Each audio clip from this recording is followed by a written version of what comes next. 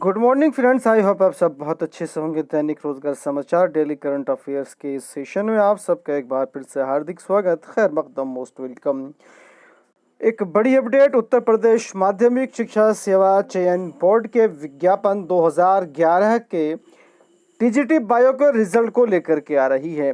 11 जनवरी से पहले टीजीटी जीव विज्ञान 2011 का रिजल्ट घोषित कर सकता है चयन बोर्ड। जी हां, आपको बता दें कि 83 पदों के लिए 17 जून 2016 को इसकी परीक्षा आयोजित कराई गई थी, जिसका विज्ञापन 2011 में निकाला गया था।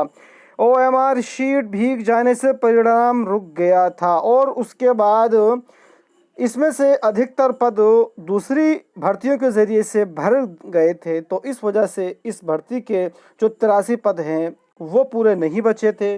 तो दो कारणों से चयन बोर्ड इस भर्ती का जो परिणाम है वो जारी करने से बच रहा था।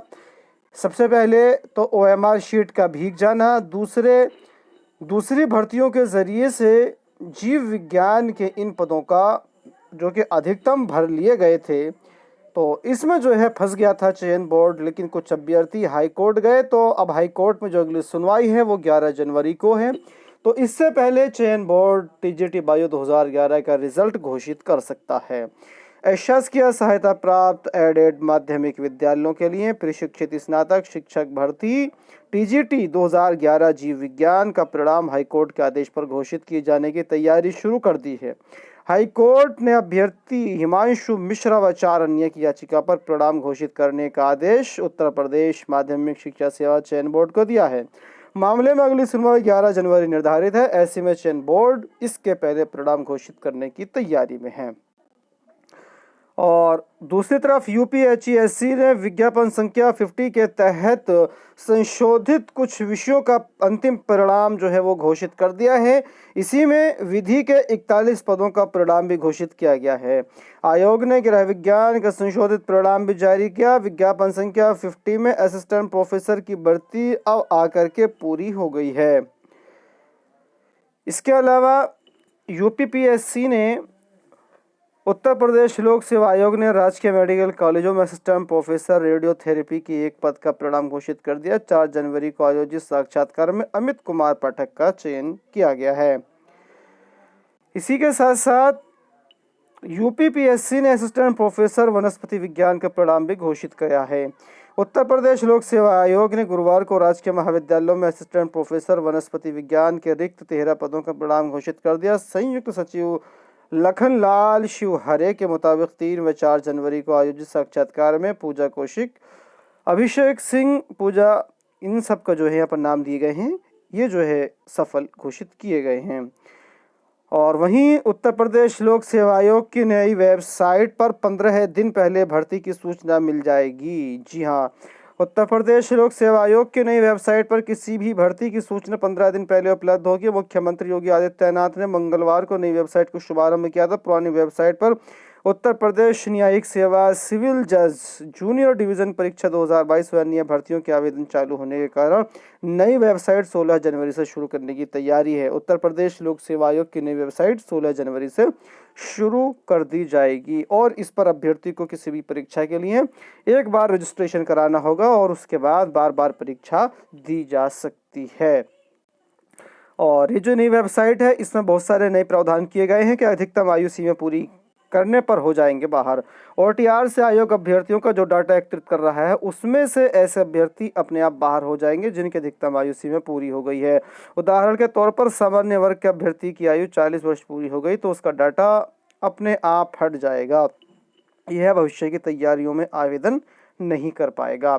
इसी के साथ उत्तर प्रदेश लोक सेवा आयोग ने government degree college assistant professor के 128 पदों की भर्ती प्रक्रिया पूरी कर दी है और जीडीसी की ये जो भर्ती है पूरी तरह से मुकम्मल हो गई है। सभी का फाइनल रिजल्ट आयोग की तरफ से जारी कर दिया गया है। इसके अलावा यूपीएचईएससी के विज्ञापन संख्या 51 की एग्ज़ाम डेट को लेकर के अभ्यर्थियों ने यूपीएचईएससी मुख्यालय पर जाकर के प्रदर्शन किया है और मांग की है कि यथाशीघ्र विज्ञापन संख्या 50 की परीक्षा तिथि तत्काल घोषित कर दी जाए। इसी के साथ साथ भारतीय सेना के अग्निवीरों के लिए लिखित परीक्षा की तैयारियां तेज कर दी गई हैं। साथ ही साथ धर्म गुरुओं की परीक्षा अगले माह आयोजित कराने का जो प्रस्ताव है वो जारी कर दिया गया है। धर्म गुरुओं के लिए फरवरी में लिखित परीक्षा होगी। करीब 150 अभ्यर्थी शामिल होंगे। वाराणसी सेना भर्ती कार्यालय में 8 दिसंबर को हुई रैली में यूपी और उत्तराखंड के अभ्यर्थी शामिल हुए थे। इसमें हिंदू, इस्लाम, सिख समुदाय के धर्म गुरुओं की भर्ती की जानी है, जिसकी अभी जो रनिंग है, जिसकी अभी रेस है, वो पिछले दिनों पूरी की गई थी और अब इनकी लिखित परीक्षा अगले माह आयोजित कराई जा सकती है।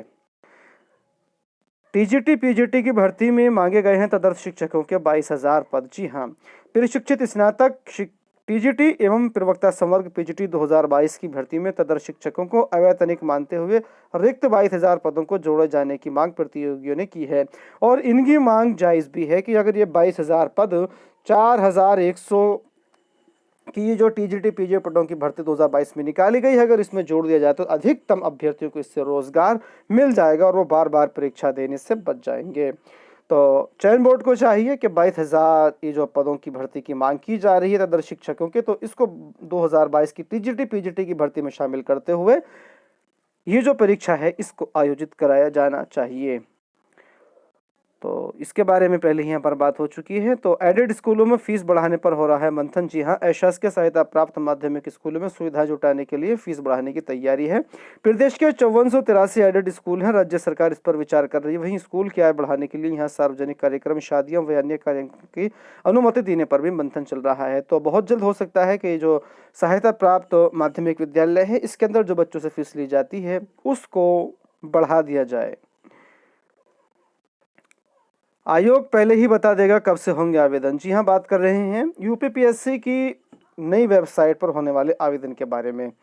अभ्यर्थी यूपीपीएससी की नई वेबसाइट पर दर्ज करा सकेंगे शिकायत। प्रश्न पत्रों से लेकर भर्तियों तक की मिलेगी यहाँ पर पूरी जानकारी। इसी के साथ साथ प्राइमरी शिक्षक भर्ती की आने की आहट शुरू हो गई है, चूंकि शिक्षकों के रिक्त पदों का ब्यौरा जो है वो तलब किया जा रहा है। इसके बारे में मैंने कल भी आपको अपडेट दिया था कि उत्तर प्रदेश शिक्षा सेवा चयन आयोग के गठन के साथ परिषदीय प्राथमिक और उच्च प्राथमिक स्कूल में शिक्षक भर्ती की उम्मीद जगी है। बेसिक शिक्षा निदेशक सुभाष सिंह ने सभी बीएसए के शिक्षकों के स्वीकृत, कार्यरत और रिक्त पदों का ब्यौरा 13 जनवरी तक मांगा गया है। साथ ही साथ 31 मार्च तक रिटायर होने वाले सभी शिक्षकों का ब्यौरा भी दर्ज करने को कहा गया है। तो इससे उम्मीद की जा रही है कि प्राइमरी शिक्षक भर्ती जो है बहुत जल्द आपको देखने को मिल सकती है। संभवतः ये जो नई भर्ती है वो जून या जुलाई के आसपास आपको इसका विज्ञापन देखने को मिल सकता है। इसी के अलावा नए सिरे से शुरू की गई है 32,022 अनुदेशक भर्ती की लड़ाई। जी हाँ, तो दोस्तों इस वीडियो में इतना ही। वीडियो अच्छी लगे तो लाइक कीजिएगा, शेयर कीजिएगा, साथ ही इसी तरह की दूसरी अपडेट्स पाने के लिए चैनल को सब्सक्राइब करना ना भूलिएगा। Thank you.